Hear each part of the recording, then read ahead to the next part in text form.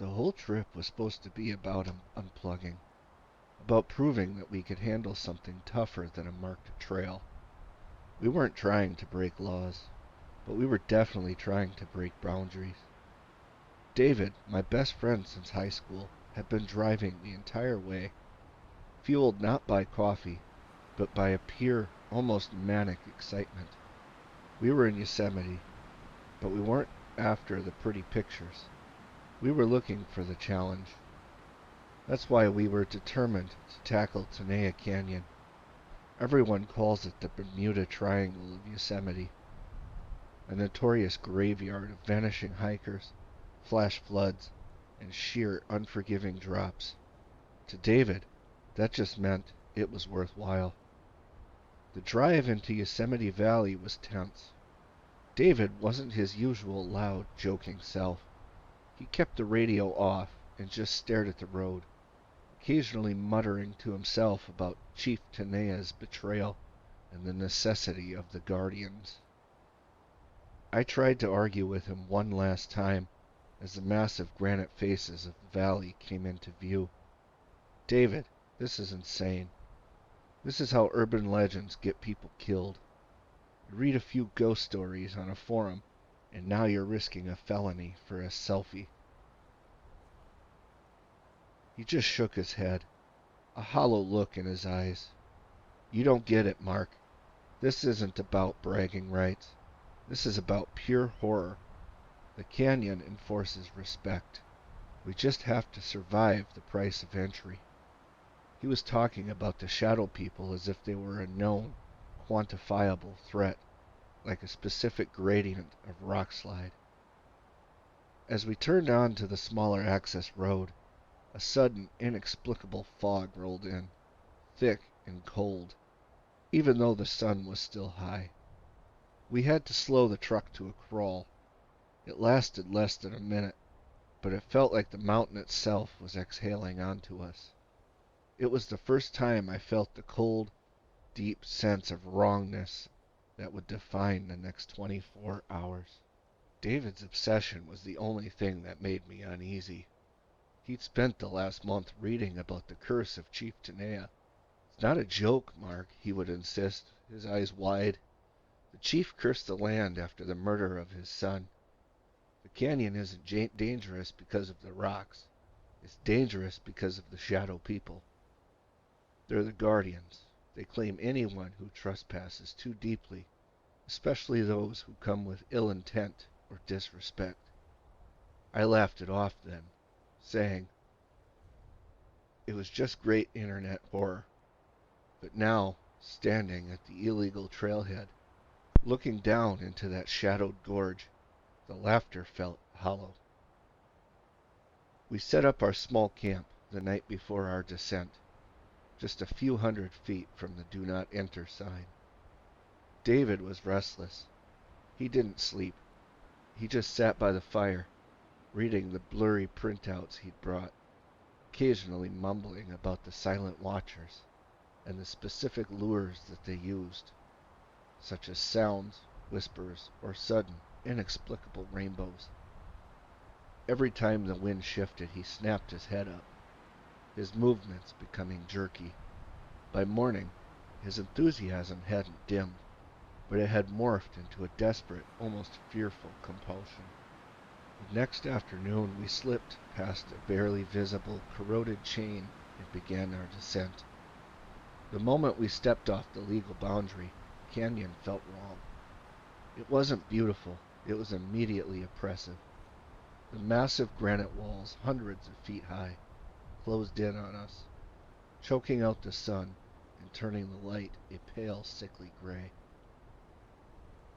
The air was intensely cold, thick with damp stone, and absolutely terrifyingly silent. It wasn't just quiet, it was the active, suffocating absence of sound. No birds, no insects, no ambient rustling, not even the faint hiss of distant waterfalls. The only sound was the sickening crunch of our boots on the loose scree, which sounded so loud in that vacuum that every step felt like a gunshot. It felt exactly like walking into a massive, jagged tomb, and we were the unwelcome intruders. For the first hour, we covered maybe a quarter mile. Every turn led to another dead end, another sheer rock face, another false path that forced us to backtrack. We were using 3 different maps and a GPS, but the canyon felt like it was actively confusing our sense of direction, like a funhouse mirror made of stone. The fatigue started settling in, not from the climbing, but from the psychological weight of the place. About an hour and a half into the ravine, David stopped abruptly, his eyes wide with a combination of fear and realization. "Did you hear that?" he asked me, with his voice a dry, panicked croak. I hadn't heard anything. I shook my head, gripping my hiking pole, my knuckles white.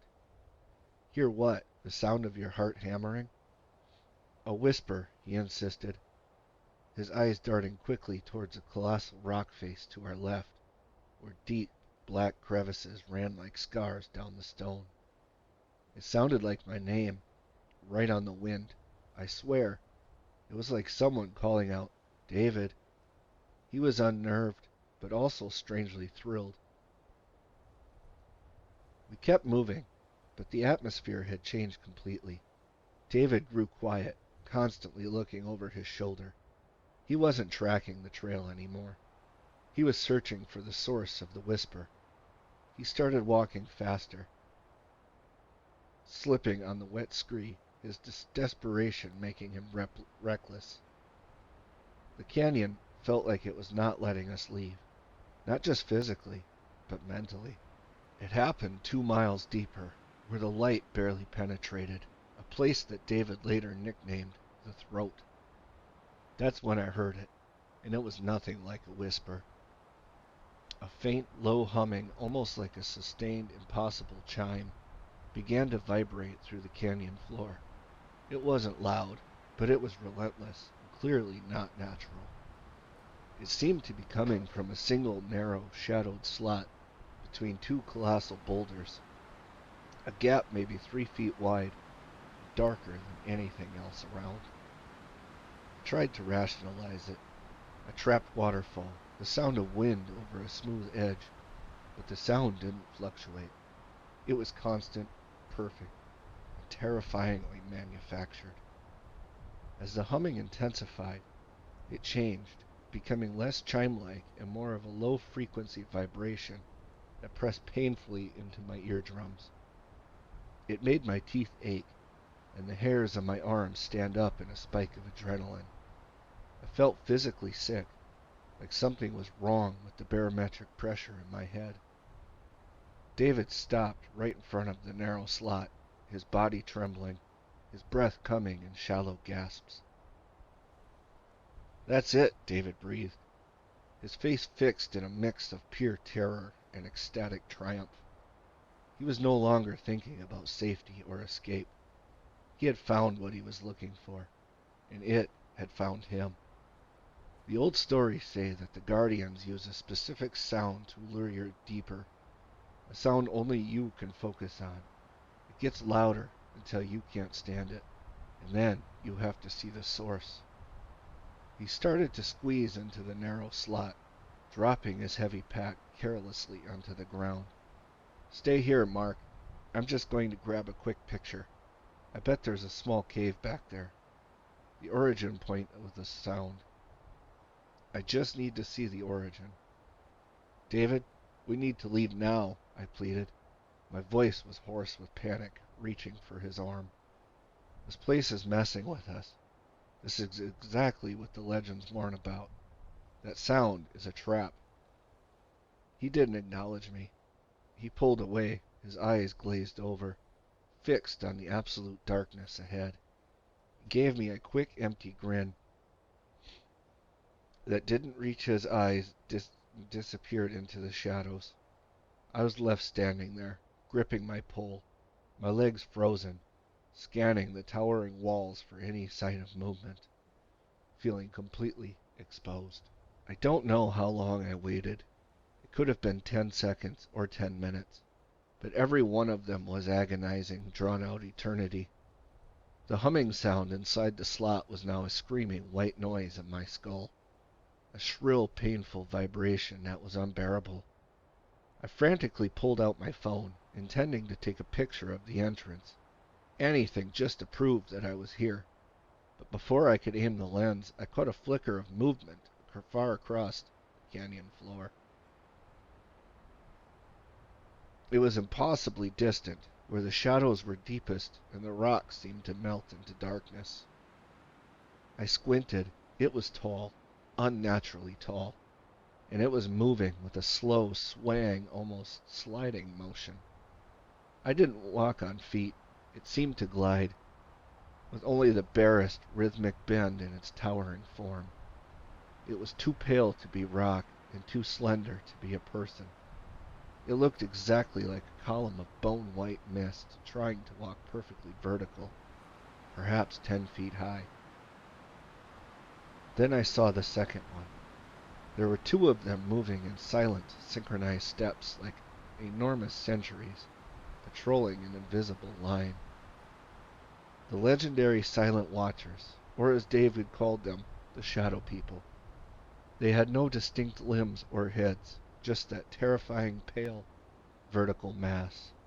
My heart seized, and blood turned to ice in my veins. They were moving deliberately towards the shadowed slot where David had entered. They were slow, but their immense height meant that they covered ground very quickly. I screamed his name. "David, get out of there! They're coming!" My voice cracking into a desperate shriek. As the sound left my lips, the humming and the vibration suddenly stopped. The silence that followed was instant and absolute, and much deeper than before. It wasn't a return to quiet. It was a silence that felt like a sound itself, a monstrous intake of breath that sucked the air out of the canyon. The two white shapes simply stepped behind a dark, jutting pillar of rock that jutted out near the slot. They didn't walk around it. They melted behind the corner and vanished, as if the shadow itself had consumed them. The whole sighting couldn't have lasted for more than 30 seconds, but it felt like hours of frozen horror. I raced to the slot, scrambling over the sharp scree, stumbling and falling, my hands scraping on the rock. I didn't care about the pain. I only cared about finding David. I called for him, my voice reduced to desperate, raw whispers. Nothing but the dead, heavy air answered. I didn't dare go deeper than the entrance. I knelt down, peering into the absolute blackness. Finally, in the small open space just inside the slot, I found his belongings. His heavy pack was not just dropped. The nylon material was ripped near the main zipper, shredded clean with immense focused strength. It wasn't torn by a branch. It looked like something had used a clean blade or a talon. His brand new smartphone I found sitting upright on a small ledge of rock. The glass of the screen cracked in a deliberate, precise starburst pattern, as if something flat and impossibly dense had slapped it. It was a sign, a calling card. I backed out of that slot so fast I tore my jacket on the sharp stone. I didn't touch anything else. The mountain was silent now, utterly, terrifyingly satisfied. I left his pack, his phone, and everything right there. I wouldn't touch anything, wouldn't disturb their claim. David hadn't slipped. He hadn't gotten lost. He was lured by the impossible sound, distracted, and then he was claimed by the canyon's guards. My only thought was survival. I began the frantic, hours-long climb out of the gorge in pure panicked darkness. The sun was long gone, and the silver of sky above me was black. I didn't trust my headlamp. It felt like shining a light was asking for attention. Every time I stopped to gasp for air, I swore I could hear it. The faint, rhythmic shush-shush of something impossibly tall sliding on the scree just behind me. The swaying footsteps of the watchers. I started seeing them in my peripheral vision, tall, pale columns of light or mist that would vanish the moment I looked directly at them. I didn't stop once until I reached the main road, collapsing onto the asphalt where the safety chain began, heaving so hard I thought I would break my ribs. The Park Service later listed David as a missing person, another tragic statistic of the Tenaya Canyon ledger, saying flash floods were the likely cause. They searched for 3 weeks and found nothing, but I know what happened. The curse is real, and the shadow people are real, and I am the only one who saw the canyon collect its price. I am the only one who knows the truth about the silence, the sound, and the things that walk in the deep shadows. The official report lists David as a missing person, another tragic statistic lost to the wilderness. But Mark knows the truth of the silence, the humming, and the terrifying columns that walk towards the slot. It's a chilling reminder that some places aren't just dangerous, they are alive, with an ancient malice, and they actively enforce their own terrible laws. I still can't shake the image of that cracked phone screen. The watchers left Mark with a sign and a calling card. What is the scariest part of this whole account for you? Was it the impossible silence, or the sight of those tall gliding figures? Let me know in the comments below. If you found yourself holding your breath during Mark's climb out, please hit that like button to support the channel and subscribe for more deep dives into the terrifying realities hiding behind the world's most beautiful places. Thank you for joining me today, and as always, watch where you step.